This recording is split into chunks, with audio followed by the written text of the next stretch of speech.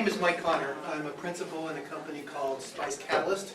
My partner David is over there at the video camera. And we define ourselves as an Agile business acceleration agency. Our focus is principally on business-to-business oriented companies. And we do three things for those companies.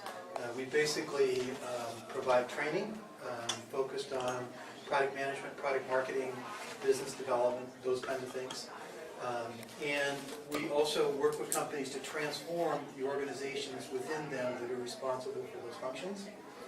And then we also provide resources in augmentation, staff augmentation, and those kind of things. So my background and how I started becoming involved with the customer journey started a long time ago in a distant galaxy when I worked for Apple. You'll hear some of the stories in there. But most recently, so I started life as a product manager, product marketing person at Apple. Since then, I've done sales, I've done business development, I've done market development. And it wasn't until I really started to get out in the world of sales that I really started to appreciate all the things that salespeople told me over time about how much marketing was missing the mark. Because I was out there in those customers' organizations, working with them and seeing what was actually working and what wasn't, and what the customers are struggling with, that we weren't really addressing as a company from our marketing standpoint. And so that's kind of what led me to the world of the customer journey. So for those of you who want a really short version of this because you want to get out and get something for lunch, this is the short version. So bottom line is we really do have to address the customer journey and work with it. It takes real vision and commitment to that vision to create an insanely great one. It really is all about the customer, and you really have to work with it from that perspective. It is really about outcome-based metrics. We were talking about this in your class. It's not like the activities that we're doing, but what is the business result that we're producing? That's what we need to measure to build these things. And also in your conversation, you talked about Agile. Given the complexity of this and given how fast everything is changing, you have to do it with an Agile approach. I don't think there's any other way to do it. The other thing you talked about in your presentation was validate the value, right? Are you creating value and measuring that contribution in everything you're doing? And then start over again. There's not going to be an end to this. It's a continual effort. So that's the short version. Anybody wants to leave now? They can. Okay. So we focus, as I said, primarily in the world of business-to-business marketing. And we just saw this come through from Forrester, which is their #1 imperative for CMOs, Chief Marketing Officers in the B2B space, aligns directly with what we're doing here. So, map the buyer's journey, make sure that you're really using well-informed personas in that work. Make sure that you're using the tools out there to gather information and insight analytically, and then really make sure you're fostering and working with in a collaborative setting with the teams that are responsible for this. What's it going to be like in 2013 as a marketing person? So I want to see your hands go up, for the next slide. So how many people think marketing is going to be like that in 2013? Okay. What is that? Yeah, Awesome. I don't understand. And then, how many people think it's going to be more like that? Hands? Okay, that's kind of what we think it's going to look like as well. So why is that? First of all, there's a lot of work that needs to get done, particularly as marketing is starting to evolve and really take a very content-oriented focus to it. What's going on in the world of social media is changing dramatically, almost daily. Staying on top of that, very tough. And then there's all the technology that's now available for us to use as marketing people and to put to work for us. And it's huge, and it's moving fast. And so trying to stay on top of that, very difficult. So bottom line is, we have a lot to learn, a lot to do, and a lot to get really good at. And, oh, by the way, our customers' expectations of us are changing dramatically. So, we've kind of said, we now believe insanely great equals the new good enough. And now it comes down to, if you can figure out how to be successful with that, you'll be the predator. If you don't, you'll be the prey. So, I know everyone probably has some familiarity with the customer journey. Is that term something you guys are all familiar with and have worked with? Okay. Anybody? Can you go over that if you don't mind? I will, as a matter of fact. So, I want to start by telling a story. So, I was early in my career at Apple, and I worked for Steve. And I was the Apple II product manager, product marketing manager. And one day Steve came walking down the hallway, and he's carrying the shipping cart that we just spent a lot of time trying to figure out how to make sure that it would work successfully and not have all the components of the machine get jiggled out as the UPS guys and the postal guys threw it, from doorstep to doorstep. And we were really proud of this. We put 3 months into this. And Steve comes into my office with this package, and I thought, he's going to tell us what a great job we did. He picks it up and he throws it on my desk.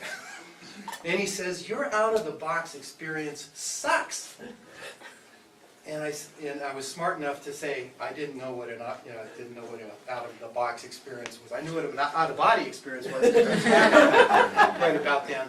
But I asked, "Well, what do you mean by that?" So he reaches in his pocket, and he pulls out this beautiful little gift box. And he says to me, "When someone receives our product, it should feel to them like they're receiving an amazingly rare and precious gift." And he said, "That's the kind of feeling we want people to have about us and our products." And that was my first experience to, the customer journey is not just about marketing. Or maybe it's all about marketing, but it's really about every touch point that customer encounters and what you're conveying to them about what you care about, how much you care about it. So that to me was kind of the first step into the world of customer journey. So it's really the good, the bad, the ugly. It's everything that people experience about us and our products as we go to market. So one of the reasons we love the customer journey is because it really creates an amazingly powerful framework to go to market and to learn and to really, take a very customer-centric approach to what are we doing, what are we creating. Also, if designed right, it becomes a framework, if you will, for continual learning, collaboration with your customers, and innovation, because it's creating the sensory membrane that allows you to interact with the marketplace and your customer and learn from it, assuming you've constructed it correctly. If you do that, it gives you the ability to start transforming things from good to insanely great. So let's talk a little bit about the ROI part of the customer journey. So we'll run through these pretty quickly, but right now, if you're in the B2B space, your customers, the people that are trying to buy your product, have done 60% of their work evaluating, learning, gathering information before they ever talk to you. So that's all about content. What we're also starting to see as work starts to get done around nurturing campaigns and those kind of things is that those people who are really doing this work well are putting much bigger results on the board time and time again than the people who are not doing that. So there's real marketing ROI there. People who are doing what we call life cycle marketing, so a lot of us have been very front-end focused, like trying to get the customers in the door, and we lose sight of the customers we already have. Well, we all know the stats there. It's very expensive to go get new customers.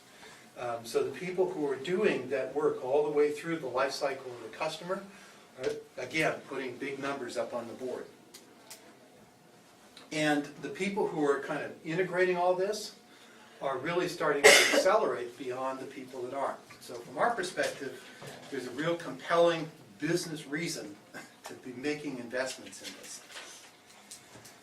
So we think we're at an inflection point in the marketplace. All that technology coming in, we're actually starting to get a handle on the best practices as opposed to trying to just, go around in a dark room and figure things out. And what we think we're going to see this year is those best practices start to become mainstream. And by 2015, those are going to be embedded in how people go to marketplace. And if your organization isn't there, you're going to be one of the prey as opposed to the predator.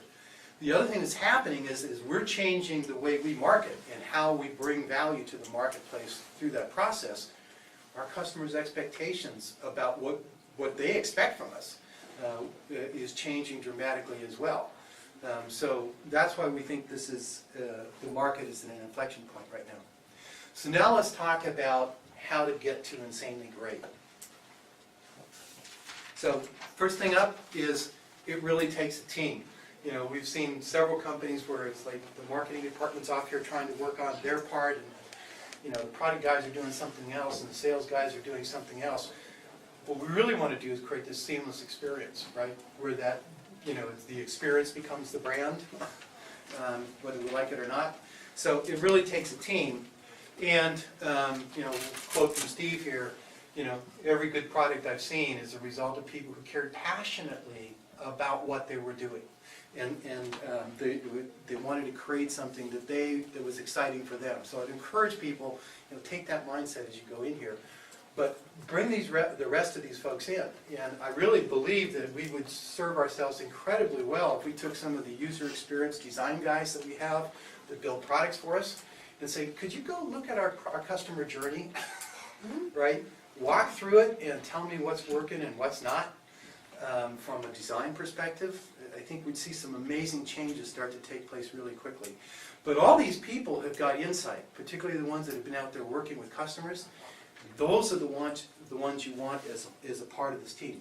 Can you define customer journey? Are you talking before the purchase decision or the entire journey? The entire journey. So it's everything from actually even before they realize they have a problem and need a solution to the time they've decided they no longer want to be your customer. So that entire aspect.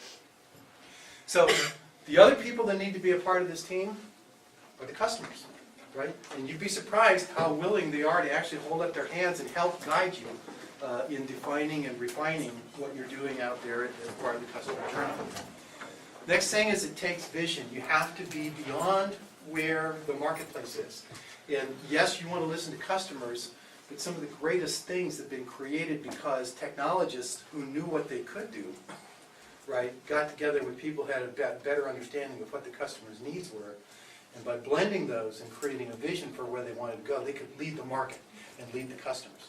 So we think that creating an insanely great customer journey really means being able to understand, see, and act in the world differently. And that means getting inside of your customers in a way that other people haven't, to see their world and their needs differently. So by doing that, it allows you to transport customers from an experience like this. You go into the Radio Shack store or whatever and buy an iPhone or a phone to the kind of experience that Apple created. I mean, we don't think about buying phones the way we used to anymore because of that. So I really want you to get in that transformative mindset for a second. So first question is, as you do this work, have you ever opened a door and all of a sudden found yourself in some place totally magical? It really kind of changes your perception of what's important in life. Or have you ever heard someone speak who forever changed how you see the world? Or have you experienced something that transported you beyond what you could possibly conceive in your own imagination? So those are all part of a customer journey. And, that's the kind of insanely great we're talking about. So this is a really visceral, personal, emotive experience that you want to create for your customers. I borrowed a quote here, or some lyrics from Van Morrison. It says, didn't I come to bring you a sense of wonder? Didn't I come to bring your fiery vision bright? That's what you want to help your customers do. You want to take their vision of what's possible and recreate it. you want to give them the incentive to step into that world of insanely great and show them how you can help them do that. And you know, there isn't a plan B here, right? Be insanely great. I mean, that's the commitment you need to make. So the other thing we talked about is it really is all about the customer. And I'll tell a couple of quick stories. So in my last company, we were building geo-analytic data visualization software. So if you're a marketing person and you want to know who's buying what product from you across what distribution channel in what area of the world, you know, this is stuff that would do that. If you were a law enforcement agency and you were trying to do crime mapping in San Francisco, this is software that would do that. And I was working with some rock stars. I mean, just absolute blow your socks off designers and developers. And this was my first experience to Agile. Though I'd had 20 years of product management, it was a very different thing working with an Agile team. And so what I found out was very quickly they were kind of running in front of me, and like always, they weren't necessarily willing to believe what I told them the requirements were. So this is where I think it's really important. You know, we've got a lot of analytics we're starting to build and have access to as marketers, but I'll tell these two stories for a reason. So I basically got frustrated, and I went to a chief of police who we built a really good relationship with, and I said, would you be willing to host our team out here for a week in your police department, and let me bring the 10 guys from our team, designers, developers, marketers, and so on. And he said, sure. He said, not only that, I'll make sure you get introduced to all the other police agencies in the area. So we spent a week in drug and gang squad meetings, out in doing patrol cards, out doing drug busts, sitting in the chief of police office staff while he's chewing people out for not getting stuff done, meeting with some of the community leaders that the police had to work with, and so on. And the culmination of that was we actually got to go out on one of the most advanced SWOT training facilities in the world and go through a day of live fire and other stuff. So the team had a ball, but the bottom line is I didn't have to worry about contextually communicating to them what the requirements of that marketplace were anymore. They'd lived it. Then another one was we were doing a lot of work in the insurance world. And I brought a team into the claims processing center in the middle of one of the big storms out on the East Coast. And so they could see firsthand what it was like to be there and try to work in that environment. And all of a sudden the bells start to go off about what could create value for our customers. So I think as much as we want to rely on the analytics that we have, that kind of immersive experience, getting your team out there into the customer's world, really critical. Good question. Have they just trusted you with the result have been the same? You started this conversation by saying you're doing Agile. No, and it wouldn't, trust gap. because all of a sudden you got, not only that, you got 5 other really bright guys around you who see the world differently than you do, and you come back with that perspective. Plus, these guys are out there, they're sketching to the customer, they're saying, what about this, what about that? We would have never got that information just through me alone. So that's why I say this is a team sport. The other thing is that I just came back from doing some work with, one of the things that they were doing is they were working on their customer personas. And I very quickly noted that they weren't looking at any of the trends that were happening in terms of how people are gathering and using information. And so I just held my hand up and said, look, if you're going to do these personas, you have to be looking at the trends that are coming into the marketplace and how your customer behavior is changing. You can't just do your static personas based on these guys. So that's the other message, is we're moving way too fast in the market. We have to get out in front of it. So the other thing to think about in this world of personas is that particularly in the world of B2B, it's not just one person. You know, there's the security guy, there's the compliance officer, there's the, whoever it happens to be. Those guys are all going to participate in the buying decision, and as we're building our approach to that marketplace, we have to include those guys. Okay, so every touch point counts. This is the customer journey. This is going to be a pretty rapid deal. The slides will be up on our website and other places so you can have this. But first thing, remember, it's the customer's journey, not yours, and you have to earn the right to be a part of it at every stage, right? And so what you have to do is say, what is it that they need from me to get through this next stage so they can clear the gate.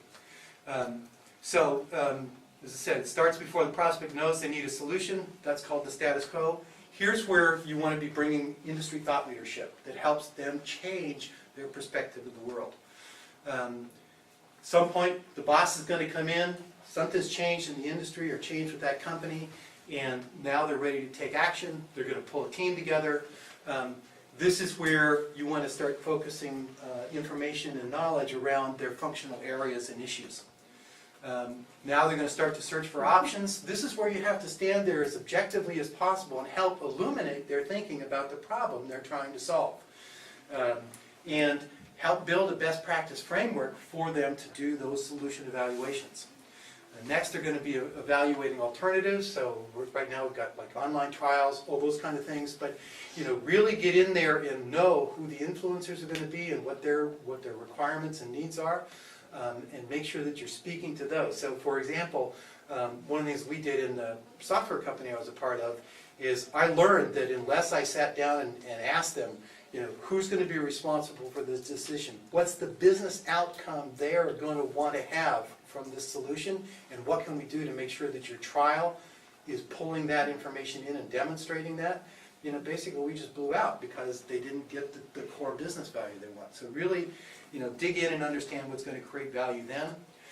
Next thing they're going to be doing is pulling together a business case. So if you've given them some objective ways to frame that business case out ahead of time, it's almost like being given the right to help them write that RFP. It's a good thing to do. Next is when they're moving out of the business case phase into basically getting internal buy-in for what they've said they wanted to do. This is a time where they're going to get pinged from all the guys who have a different point of view or have specific needs. And right now you want to be really, really responsive and get specific information into the hands of those people and or your salespeople to deal with that. And then you're now into the purchase process. Guess what? The purchase process is messy. It's not somebody that just sits there and signs an order, right? You got to go through legal, you got to go through finance, you got to go through a lot of things. And again, in that environment, making sure that you're in there with a win-win stance, making sure that you're flexible where it makes sense to be, and making sure that your salespeople ahead of time have been given some parameters to work in and know where they can be flexible, really important. And now you're into deployment of the solution. Here's where a lot of things go wrong. I watched when I was at Adobe, us end up in several litigations because what we promised we couldn't deliver.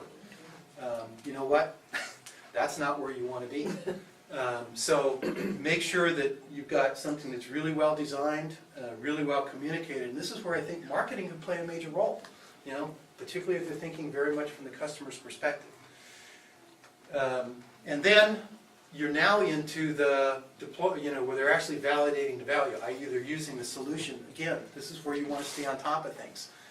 Make sure that you're understanding what's working. Did you deliver as promised? Were you there? Because you're always going to have problems, getting in there and fixing things. And have you set a framework up so that they're actually, remembering what value they said they wanted and validating whether or not they're getting it, because that will go a long way in kind of taking you to the next step, which is expanding their relationship with you and being able to refer you out to other people.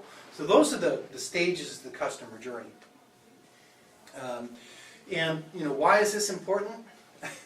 89% of the customers were lost after a single negative customer experience, right? Big number. So back to marketing ROI, why do you want to invest in this stuff? That's why.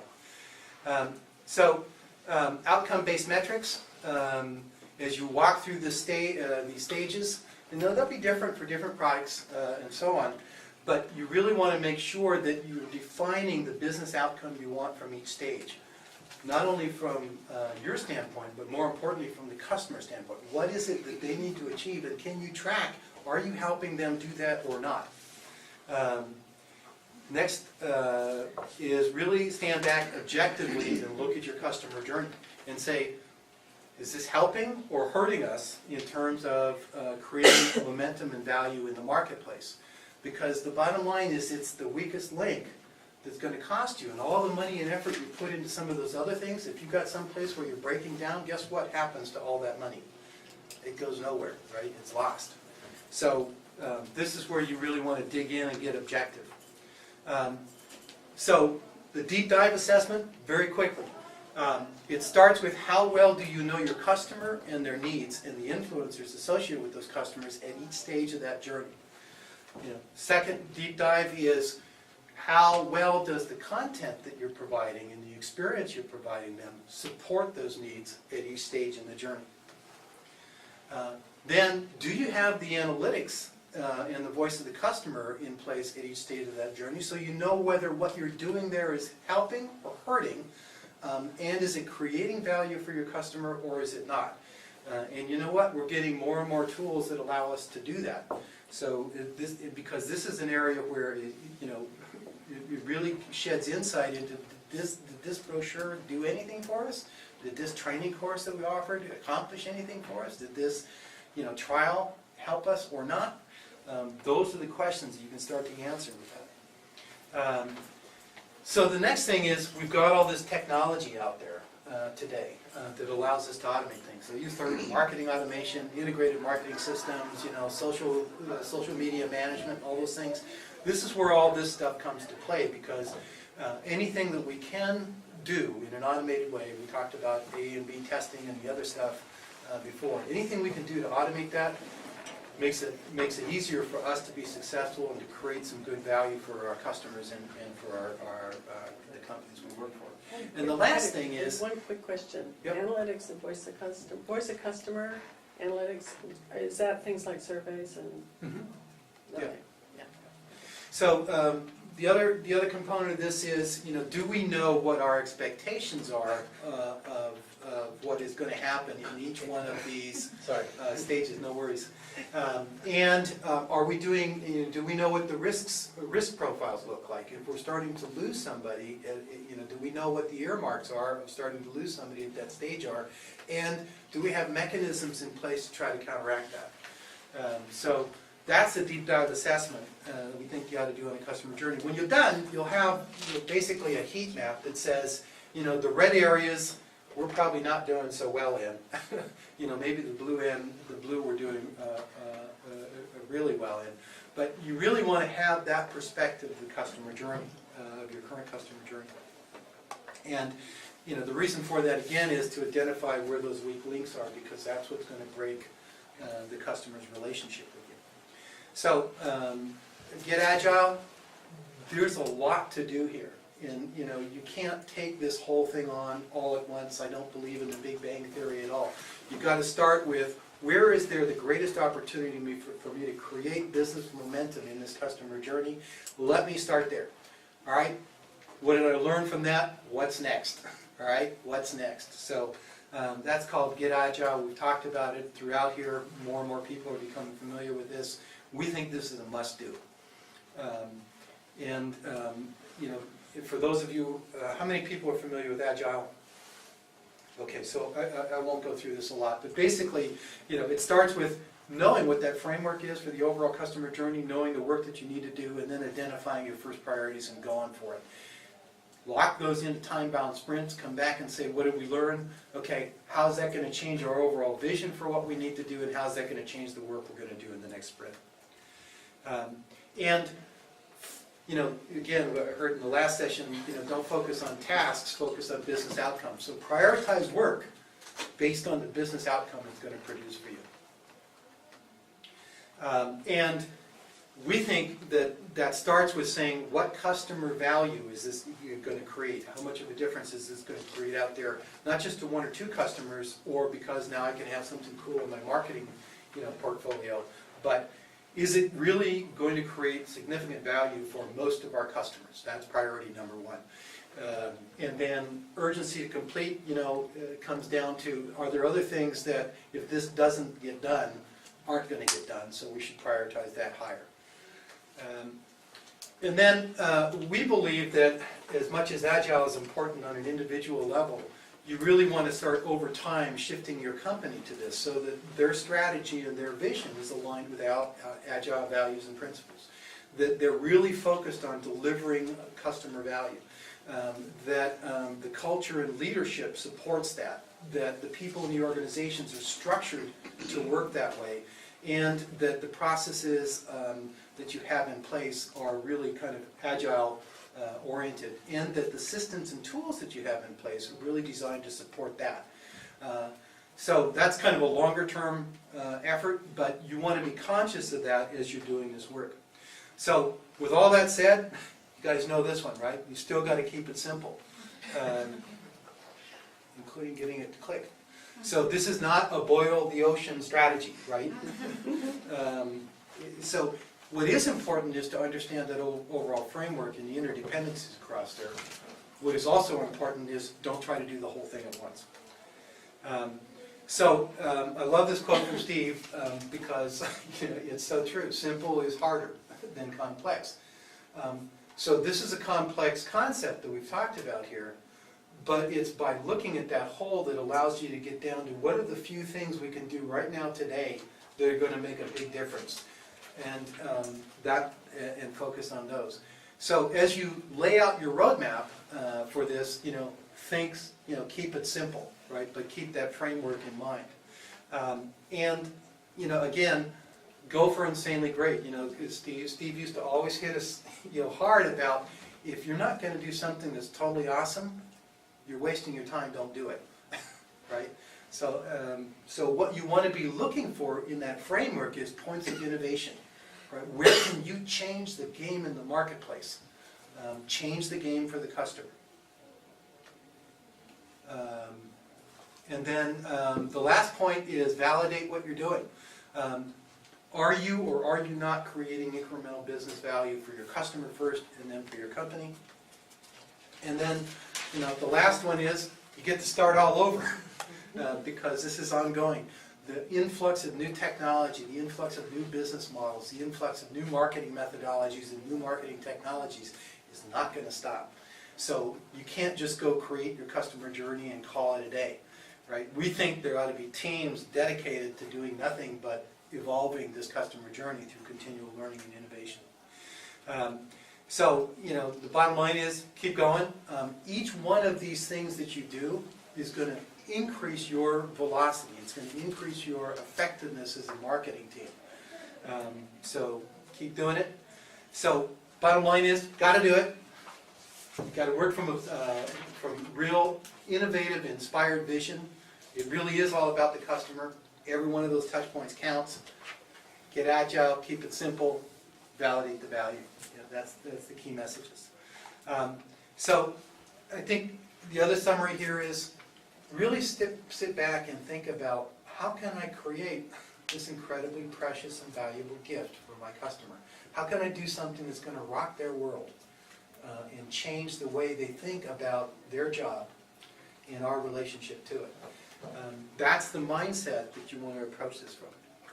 So there's a lot more information on this up at our website. We'll get this presentation posted up there so that you guys can have access to that. Since I want to practice what we preach, scale of 1 to 10, was this valuable for you guys? Definitely. Yes. Okay. And what held the greatest value? Okay, I have to start picking people if nobody puts their hands up. So. I like the stories that you used in order to emphasize your points. Okay. Anything new or different here? I like the roadmap and the table, the evaluation. I forget the actual name of it, but the journey and then how to evaluate it and come up with the heat map. Like that. Okay. It's a tool. All right. What can I improve? I think it's a great presentation. I was just, if you had time for more examples, that would have been one place where, Okay, good. I think there's a lot of content, yeah. Yeah, There's the a lot of content. deep dive assessment, that's what I really like too, and I was just like, wait, I don't know if I caught all of that, but those pieces, but. Okay, thank you. And what was missing? Anything missing? What's the best way to recognize where a person is in their consumer journey? where they are? Yeah, So for us to recognize or for the customer? for us to recognize the message accordingly. Yeah, so it'll be a little different for everybody, and I think that's where getting involved with the customer and really understanding what's happening with them as they go through that process and engage with the content or the experiences that you're providing them will help. And just know that it's not a straight line, right, at all. I mean, something could come in and they'll go back to square one, or they'll jump ahead to, square 8. So that's always a little tough to figure out. So you kind of have to get a norm put together and then go from there. But good question. I could give a part of the answer to that. Traditional market research would do surveys and focus groups. But the former head of innovation at Procter & Gamble, where a lot of this stuff started, he would go out and spend 40 hours with 5 people, just watching what they do.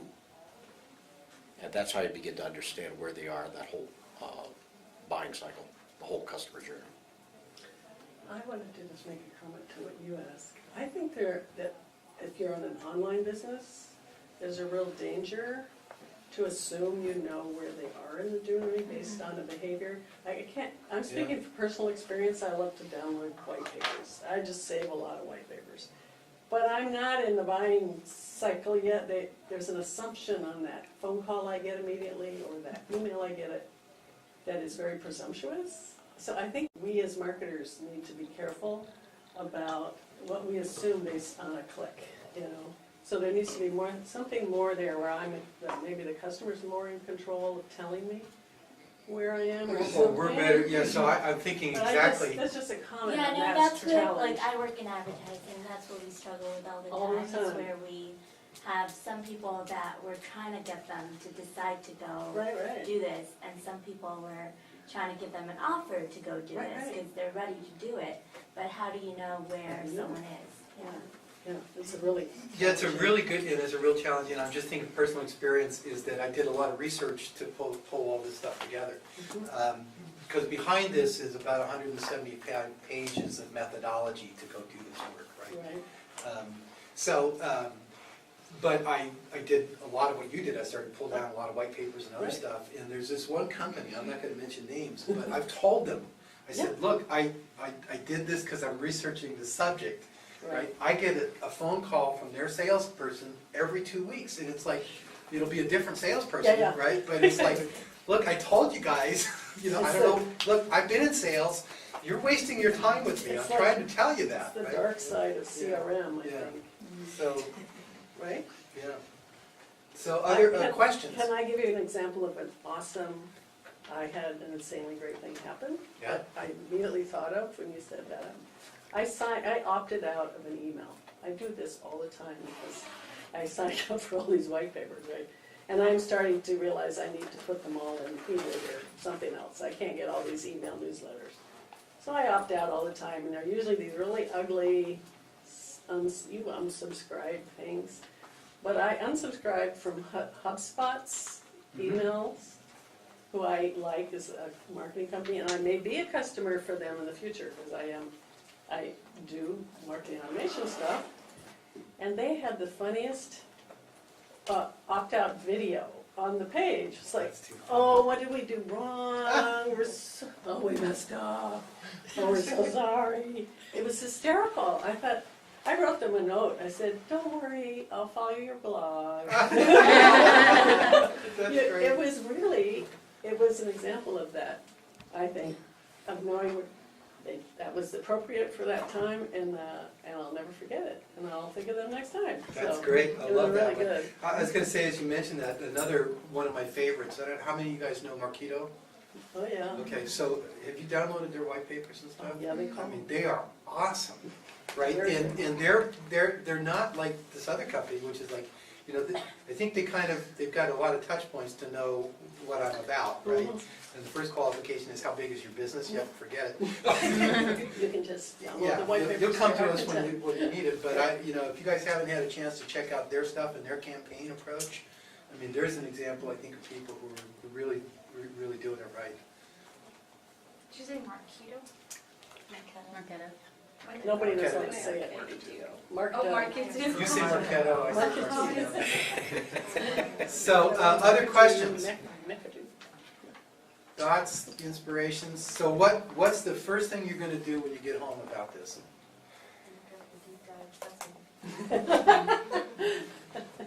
Go for the deep dive? Can you go back to the previous slide? I'm sorry, I missed that URL. Maybe? Please. We'll put this on our website at spicecatalyst.com/marketingcampsf. So you just tell me when I'm there. The one that has the website. Which one? The Oh, the one- webs, oh, you yeah. want that, sorry. Your contact, yeah, Yeah, that one. that one.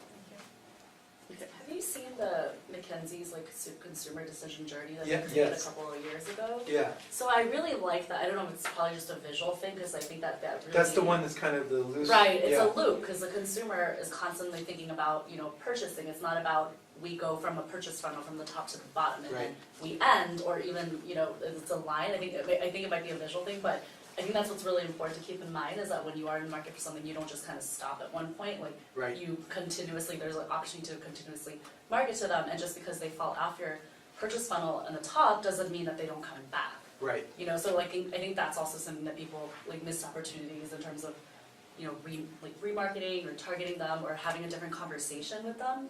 Almost like there's a reason that they dropped off. So I would visit that if you guys are interested. In yeah, I totally agree, I purchase love that. journeys. And I went into, I It's took by this down a McKinsey, it's level. called the Consumer Decision Journey, CDJ. Yeah, we looked at that when we put this together, and it's missing Yeah. some spots. Well, That's why Mike did the circle. Yeah, but also I really tried to gear this towards what I experienced trying to sell stuff into a corporate environment. yeah. I was right? gonna say the CDJ is very consumer focused, Yeah. and this is very Yeah. B2B. So I think it depends on what you definitely Our focus is B2B. But I love that, and I totally agree, so that was the McKinsey. yeah, that's it, if you guys haven't seen that one, go check it out. Yeah, it's a great report too. I mean, I think the elephant in the room with this really is the alignment and the culture and the leadership issues. Fair I enough. mean,